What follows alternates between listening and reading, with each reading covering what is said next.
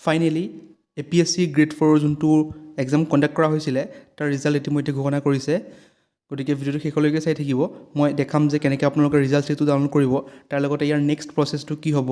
গতিকে ভিডিঅ'টো শেষলৈকে চাই থাকক যদিহে চেনেলটো নতুনকৈ আহিছে চেনেলটো ছাবস্ক্ৰাইব কৰি দিব আগলৈ যদি এনেকুৱা ধৰণৰ আপডেটছ পাব বিচাৰে গতিকে আহক আমি ভিডিঅ'টো আৰম্ভ কৰোঁ এইটো আপোনালোকে দেখিছে এইটো PDF-টো হৈছে আপোনালোকৰ যোনটো এডভাৰটাইজমেণ্ট ওলাইছিলে তাৰ PDF হয় নেম অফ পোষ্টত দেখা পাইছে grade 4 in the office of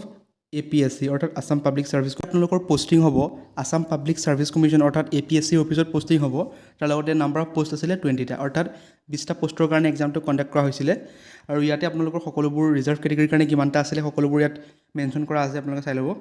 আৰু ইয়াৰ কাৰণে আপোনালোকৰ এলিজিবিলিটি ক্ৰাইটেৰিয়া আছিলে ক্লাছ 8 পাছ হ'ব লাগিব মিনিমাম আৰু মেক্সিমাম আপোনালোকে ক্লাছ 12 পাছ হ'ব লাগিব তাতকৈ যদি আপোনালোকে বেছি পাছ হয় বা বেছি পঢ়া আছে তেনেহ'লে এইটোত এপ্লাই কৰিব পৰা নাছিলে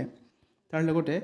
আপোনালোকৰ পে স্কেল আছিলে 12,000 ৰ পৰা 52,000 লৈকে গ্ৰেড পে আছিলে 3,900 আৰু পে বেন 1 আছিলে গতিকে এইটো আছিলে আপোনালোকৰ গোটেই এডভাৰটাইজমেণ্টৰ ডিটেইলছটো এতিয়া আমি চাওঁ আহক কেনেকৈ আপোনালোকে ৰিজাল্ট চিটটো ডাউনলোড কৰিব আৰু কেনেকৈ আপোনালোকে চাব যে ৰিজাল্ট চিটত আপোনালোকৰ ৰোল নাম্বাৰটো আছে নে নাই আৰু ইয়াৰ নেক্সট প্ৰচেছটো কি হ'ব আপোনালোকে নিজৰ ৰিজাল্টটো চাবৰ কাৰণে প্ৰথমতে গুগল ক্ৰমত আহি পেলাই APSC বুলি সাৰ্চ কৰিব সাৰ্চ কৰিলে ফাৰ্ষ্ট যোনটো লিংক দেখা পাব লিংকটোত ক্লিক কৰিব ক্লিক কৰিলে এনেকুৱা ধৰণৰ এটা পেজ ওপেন হ'ব পেজটো অলপ স্ক্ৰল কৰিব দেখা পাইছে স্ক্ৰল কৰাৰ পাছত আপোনালোকে এটা সেকশন পাব লেটেষ্ট আপডেটছ বুলি এটা সেকশন পাব সেই সেকশনটোৰ আপোনালোকৰ যোনটো সেকেন্ড নাম্বাৰ দেখিছে তাত ক্লিক কৰি দিব ক্লিক কৰিলে আপোনালোকৰ যোনটো ফেজ 1 ৰ ৰিজাল্ট হয় সেইটো আপোনালোকে চাব পাৰিব দেখা পাইছে নটিফিকেশনত কি আছে চাওঁ আহক The Assam Public Service Commission hereby declares today that 20th February 2026 the result of phase 1 screening test OMR based for recruitment to the post of grade 4 in the office of APSC conducted by commission on 4/1/2026 এই যোনটো exam হৈছিল আপোনালোকৰ 4 জানুৱাৰী তাৰিখে এক্সামটো conduct কৰা হৈছিল candidates bearing the following roll numbers have been shortlisted in the order of merit and will have to appear for phase 2 interview viva voce the date of phase 2 interview viva voce will be notified shortly roll number candidates shortlisted to appear in the phase 2 interview is stated below দেখা পাইছে ইয়াত আপোনালোকৰ কৈছে যে আপোনালোকৰ যোনটো phase 1 হৈছিল অৰ্থাৎ স্ক্ৰিনিং টেষ্ট যোনটো হৈছিল তাৰ ৰিজাল্টটো বৰ্তমান